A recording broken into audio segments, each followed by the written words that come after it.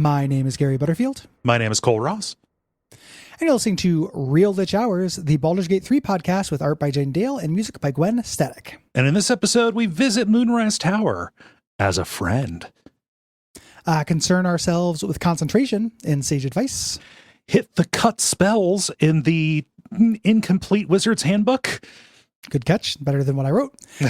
Discuss the cream of the crop of Moonrise merchants in the Arms and Equipment Guide. Talk about Steel Claw in Find Familiar. And finally, read one of your letters in the forum. Act 2 kind of continues to strike. This is always part of the plan, but I'm framing these because these are 2 episodes on Moonrise that we're doing before you go and fight Moonrise. Yeah. And even though you can just fight Moonrise, of course, and the experience is different if you're friendly or not, but not night and day different. No. A lot of the stuff that I'm going to talk about, you can do no matter what. Of this. And I wanted to take a moment to call that out because I like it a lot. Yes. It's kind of a thing in Baldur's Gate 3 that is a function of the narrative conceit of the parasite in the first place, but it reminds me a lot of the narrative conceit of, say, The Witcher 3, which we both liked, where give your character a reason to do everything and be everywhere. Right. So this is a whole town worth of stuff, flavor, basically. If you're siding with the Absolute, of course, you go there and you hang out, do Absolute shit, right? But because you have this parasite, it's thrust upon you regardless of your choices from the beginning of the game. They think you're their friend regardless, and you have a mission to gather intel. So if you are playing a good character, you hate the Absolute, you just want to destroy it, you have a reason to be here. Like Witcher 3, you have a reason to do things because you're getting paid. That's your job. Yeah. Making a narrative construct that gives the player a reason to experience all of the content is a huge thing that will cut down on ludonarrative dissonance that is really common in these games.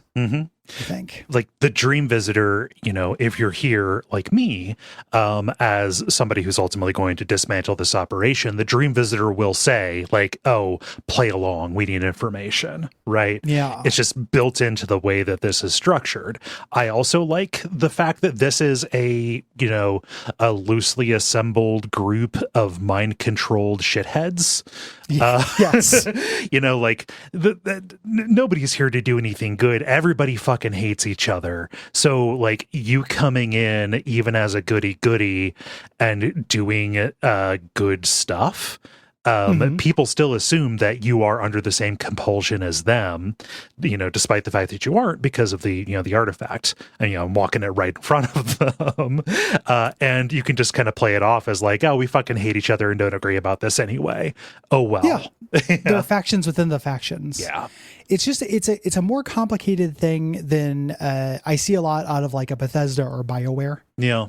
Kind of thing. Like I think a lot about the Raider town in Fallout 3. Fallout 3, for a long time was my poster child for there's not good evil options. Yeah. Even though there are other games that do that, the reason why Fallout 3 stood out to me was because that game came along in a time, and it was kind of a revelation to me when it came out, where I was very hungry for all of the content. And then realizing like, oh, if I'm going to play an evil character, I get 2 absolutely dumb shit NPCs and access to a raider town that has a couple like interesting things in it. And otherwise you can't really participate with it. You can get in there, but you can't do stuff because they're just checking your karma. It's goes back to like an old canard that I have about video games where like video games should allow for lying.